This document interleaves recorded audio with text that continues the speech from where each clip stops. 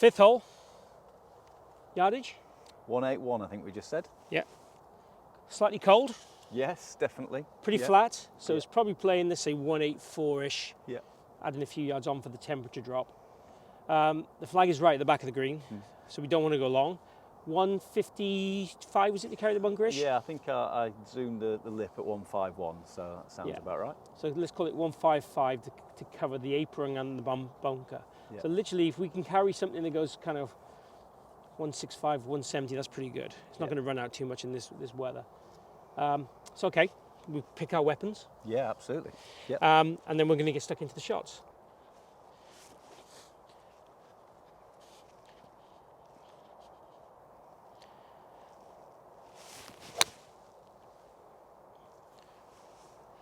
Left. Yep.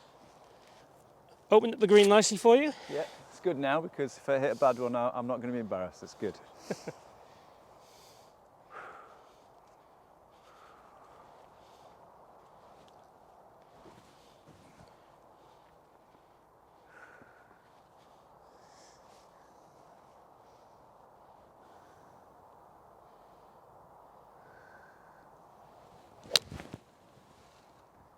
Nice shot. Great line. Yeah, take that. Yeah, it's good. Very good. So Beavis, much better shot than me. Who's the pro? Who's the amateur? No, Before you say it, before you say that. I can't hit it a lot better than that, to be fair. So I pulled mine a little left, yours was a great line. So flag's on the right hand side, so definitely from a coaching perspective, we'd want to aim slightly left of the flag and try and allow for that kind of scattergun or spray pattern of shots that you can miss it right or left. It's pretty impossible to only have a one-side miss. Yeah. And you executed really, really well. So one thing we've talked a bit about is trying to create that kind of really good kind of post-shot routine. Yeah. So my post-shot routine, if I was a poor thinker, would be kind of walking down the fairway with my head looking down to the ground. Yeah. I've missed a green left. I haven't missed it by miles left, by the way. I've got a chip Yeah. into a big space to get back to the flag, but it's certainly not a shot I was happy with. So if I was a poor thinker, that would be the way I'd be looking at it. Okay, my swing's crap. I need to get to the range. Let's get me off the golf course as soon as I can, looking at the ground. Yeah. As a good thinker, Yeah. how might I approach that differently? Well, I think one of the things we both are advocates of is this idea of evaluation. And for me, post-shot routines is about letting go of the shot you just hit because it's gone. One of my favourite quotes is, forgiveness is the process of stopping pretending that the past could be any different because it's gone.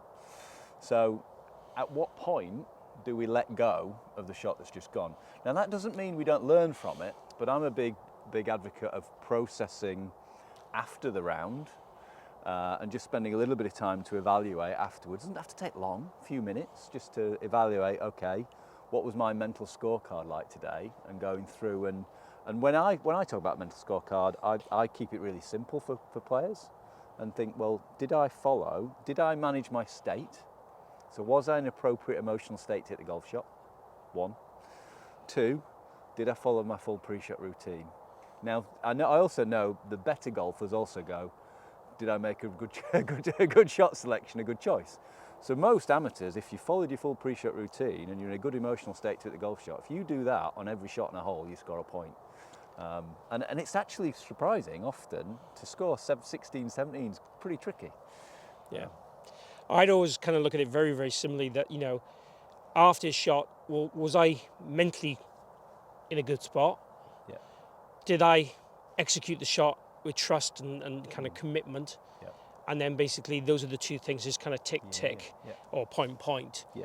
Because quite often you'll find mentally you will be busy somewhere else. Yeah. And probably, if I'm being honest with my shot, I probably was a bit busy elsewhere. Yeah. Pre-shot I was fine, but over the ball probably a bit busier. I was probably too swing thoughty, Yeah. too conscious of my golf swing rather than actual execution of the shot. Yeah. And then in terms of letting it go, I tend to have like a divot rule. So if you take a divot, once you put the divot back in the ground, gone. Nice, so that's great. So that'll work for you. I think it was Tiger Woods had the 30-yard rule. There's a line and he would get quite angry. And that's another thing. There's nothing wrong with anger. Tyrrell Hatton actually is quite funny to watch, but he does get angry. But he often, there's a point when that dissipates. He's not angry over the next golf shot. So, Yeah. so actually having a point in which, and again, just from the videos we've done, belly breathing, hack-allow, will allow that you've now got a way of releasing that emotion. Again, if you focus on your breathing, you're not focusing on your thoughts.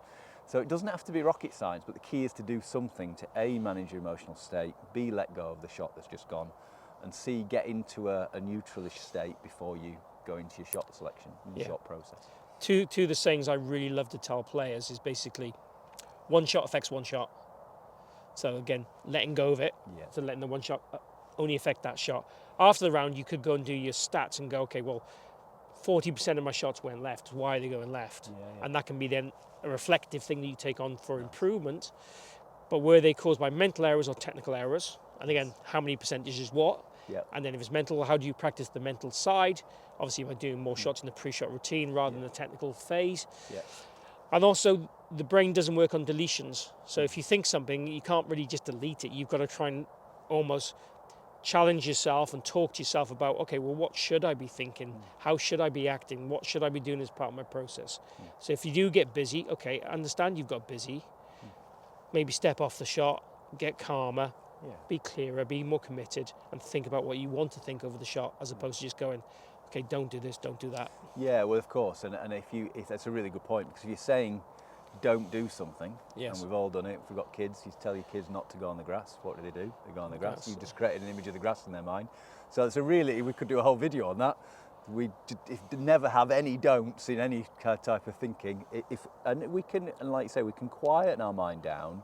It allows the sportsman in us to come out, because you know how to put a great swing on it. To the degree I can't hit it any better than that, which I'm really pleased about. I'm quite smug actually. But that was great, but it could equally have been a duck hook. That's it. That's in here. I've hit those shots. So I think if we can quieten our mind a little bit, it just gives us that chance of the sportsman in us to come out a little bit more.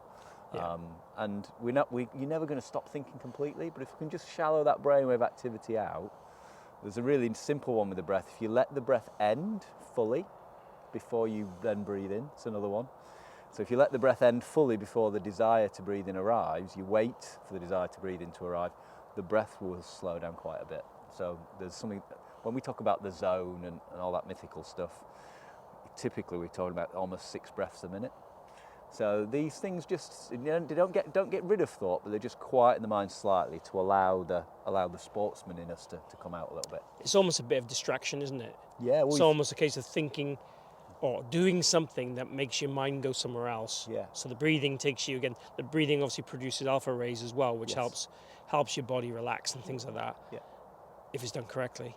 But also then, because you're thinking about breathing, you can't be thinking of things you don't want to be thinking. You can't be thinking of 2 things at once. And I mean, Rory McIlroy, I think in one of the tournaments early on in his career that he won, I think he was singing to himself. Now, I wouldn't recommend that. But at that stage in his career, as a young golfer, as obviously an elite golfer, that was what he used on that particular day to distract himself from all the thoughts that were going on in the last round. Darren Clark did that as well. He used to sing to himself, "Eye of the Tiger," before, when he was walking up to a golf ball in his pre-shot routine, because he was, I'll quote this from another psychologist, he said he was a high-intensity player. So he used that song in particular to get himself in that kind of slightly more, let's call it excited state, an up-tempo state. So then he was excited to go and hit the golf ball. Okay, interesting. And that's quite unusual, because there are very few Ian Poulters out there who play better at high tempo, and I didn't know that about Darren Clark. So most of them are more relaxed, aren't they? And then it'd be more a case of what makes you calm, breathing, for example, as you've said, or where do you feel you're most calm in your life? Is it at home in the settee or the sofa, or in the garden, or whatever it would be with a pint, or whatever it would be? And you try and get yourself into that kind of emotional state as best you can, don't you, to play your best golf. And again, it's knowing yourself as well. If you are more of an Ian Poulter or a Darren Clark, there's a different breath you can do to get, we call it the power breath, where it's and all of a sudden you're getting a bit of adrenaline in the system. It wouldn't work for me. It'd be more me, to be fair. Okay. Generally, that is knowing the sort of player that you are. Okay, excellent. If you want to catch more of Beavis on his mindset, his breathing, and his post-shot routines and so on, check out the link down below to, what's the website? Maximise Your Performance Golf. Thank you. Maximise Your Performance Golf, and you'll see that down below to check out the rest of his programs.